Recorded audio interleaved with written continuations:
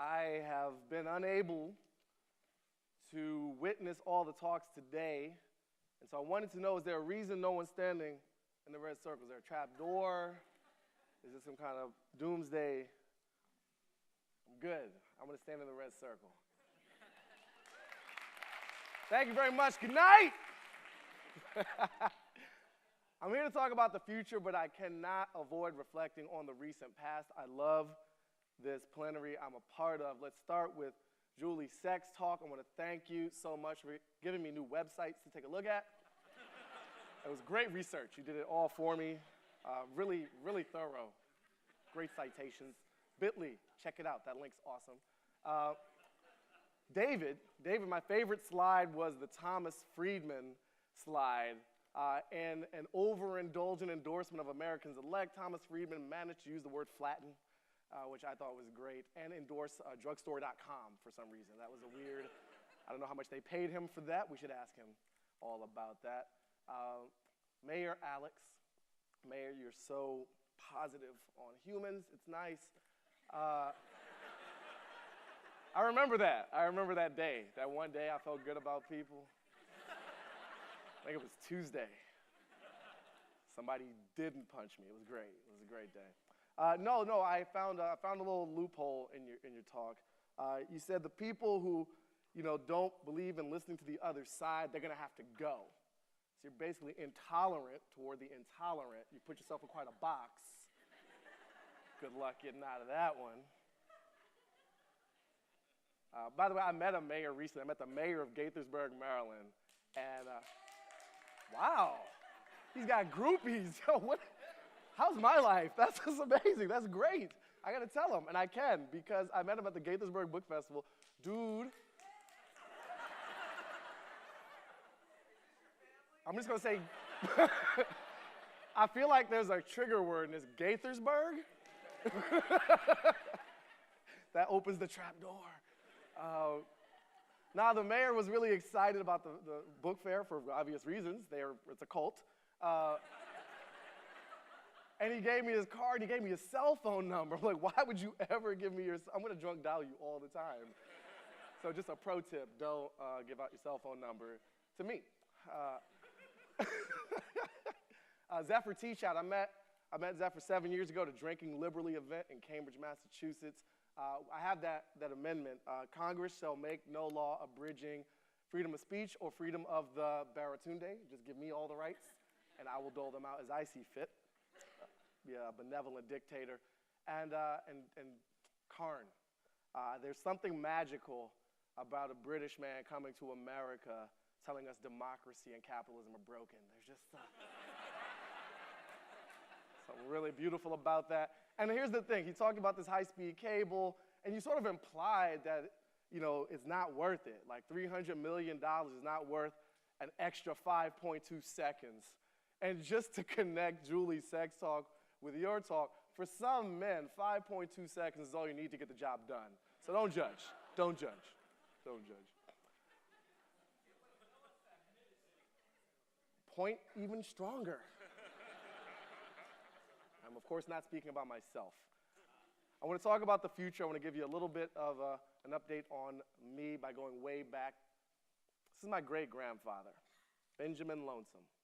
He was born a slave in Caroline County, Virginia. He taught himself to read. He's a very important figure in my family's life. He had two daughters, one of whom was my maternal grandmother, Lorraine Martin, the first black employee in the U.S. Supreme Court. She had one daughter, my mother, Arnita Thurston, a rebel with a cause in the streets, protesting all day, every day. That was the movies. That was the club. It was all in the streets.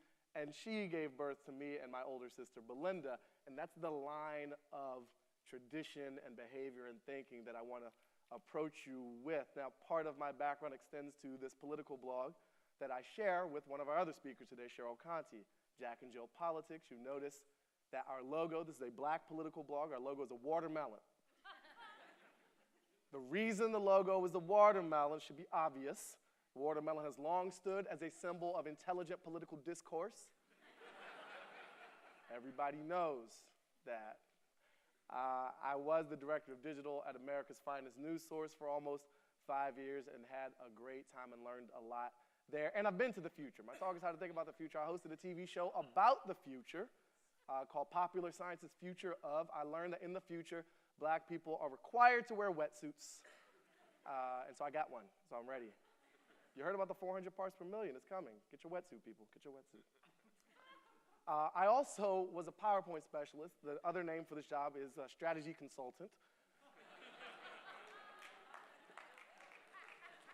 I got really amazing at PowerPoint and Excel. I could have built Facebook out of Excel. I was very good.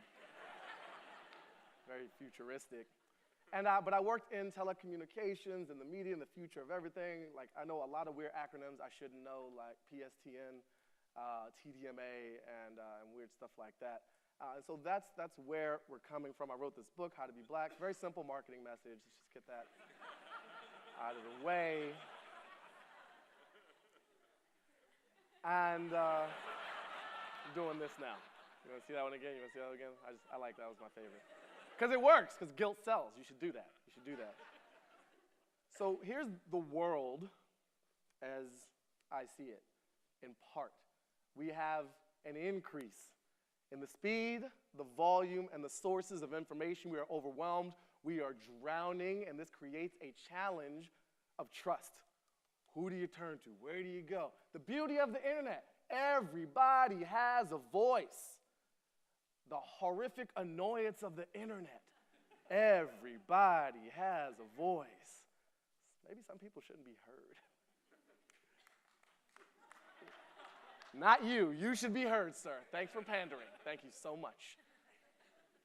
In the challenge of trust and the stories we choose to tune into, I think we have an opportunity to tell new ones premised on a tradition of truth-telling that still survives that tradition of comedy. I point you around the world to some of these very noble, valuable, and high-integrity voices. At the height of the Egyptian revolution, Bassem Youssef's YouTube channel stood as a paragon of truth. He was the Jon Stewart of Egypt and still is, and still preaching that truth through comedy and doing it very well. In Nigeria, Wazobia Report takes its satirical twist, turns it on its own people with stories like Nigeria to have more pastors than congregation in 20 years. In Venezuela, this story was very recent from El Cheguire Bipolar. Basically, the headline says, this presidential candidate broke the record for undeliverable promises, surpassing 10,000. Hugo Chavez held the record previously at about 9,700. This guy did it in 10 minutes alone. And in Afghanistan, they have their own version of The Office. The show is set in the Ministry of Sanitation. They deal with corruption, violence, explosive devices, and sexism, consequences to the comedy. The show's doing so well, the actual British ambassador himself will play himself in the next season of the show because he wants to be a part of that conversation because that's how real it is over there. Now, where do we go from telling stories? The magic of this gathering, the magic of the tools we've been talking about, we can go from telling stories to experiencing and living them. And I'll share one absurd example. When I was at The Onion, we did a video report about a game called Close Range. We were doing a send-up of the gaming industry. The game simply allowed you to shoot somebody point blank in the face. That's it. There was no action. There was no pursuit. There was no plot, per se. You sat there, a face popped up, you pressed the space bar, boom, face exploded. And, it was a video, so we faked it. There was a lot of motion graphics involved, and our team decided we should build an actual game so people could play it. And so we did, because we love the world, and we like to give free gifts to people. And so you could play this game, and then we said, let's make an iPhone version of the game. And then we built it, and we submitted it to Apple, and they rejected it because they're fascists. They hate freedom. Unlike me, I love freedom. Now, that's a ridiculous example, but the idea that the amount we had to leave to our imagination can now be substituted for actual interactions is becoming more and more of a reality. We have the tools to build the worlds we have so imagined at a much lower cost than actual physical construction. So we've got new stories. We also have new ways to engage, and I want to show you one example of this. I'm actually going to skip the video, but I'll describe it a little bit to you. In the book that I wrote, How to Be Black, if you don't buy it, you're racist. In that book, the conversation was the premise upon which the book was written. The site was built on a Tumblr blog. We asked questions in the format of the book itself. We have video of people sharing their answers to those questions and using that to inspire other questions for people to share on top of that. The book is a smaller instance of the larger conversation, and making people see themselves in it was part of the way to engage within, what should have just been, in theory, a simple hardcover product. There was a way to work with the crowd, to work with the community that I like to think of as beyond pandering, but short of abdication. Beyond pandering means you have people, I want to engage in the public. Tell me what you think. Just an open box to spew nonsense. It's called YouTube, right? Comments on YouTube. Just share something. That's vague and undirected and often unproductive. Abdication means do my job for me. I don't want to do anything. You sit there and build the whole business and the whole library.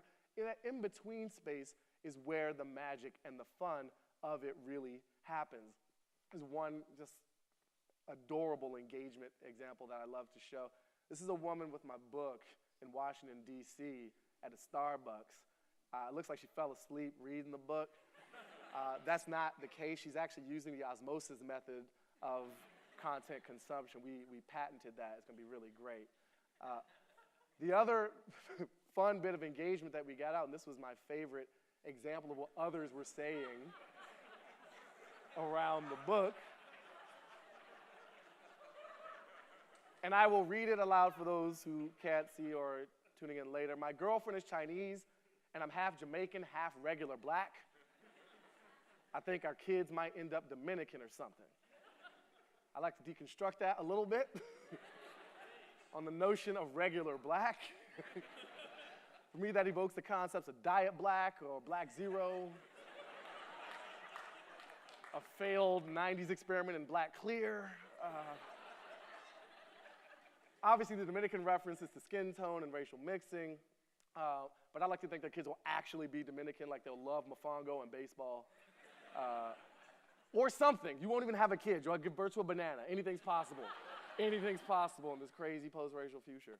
So, fun engagement. And it's like democracy. What I mean by that, we often simplify democracy to, voting. Right? We often simplify engagement to commenting or clicking on this. There's a wide world of democratic activities that include civil organizations, participation, attendance of meetings, all the things Mayor Alex wants you to do. There's a full range of that, and the things that Karn doesn't believe in anymore. And lastly, and this is where I'll leave you, new ways to share. We have new stories. We've got new ways to engage. We also have new ways to share, and this is somewhat cryptic. Let me break this apart. These are my advisings to you of things to pay a bit of attention to in the tool space. Nodes, Plexus, Attentively, Skillshare. What we have is not only an overwhelming amount of information, new stories, new ways to engage and build motivation and movements around causes, but who do we connect those to? We're hyper-connected to so many people. Our minds were not designed to keep up with all of that. Enter software to some degree. Nodes is a software product that taps into your existing social network, helping you find expertise right within it. Plexus finds expertise all out in the world. They generate reports on the best of this and the best of that in any country and market you want. Attentively, that's a PDF-er, right? That's Cheryl's company, and then Fission. They help you with your mailing list. You listen to your subscribers to help engage with them on their terms. And then Skillshare, totally different direction. Teach anything you want. Share what you know in a physical platform, in a physical venue for anyone who has ears to hear and the will to show up. Those are my brief thoughts on the future, but mostly we're all going to be Dominican.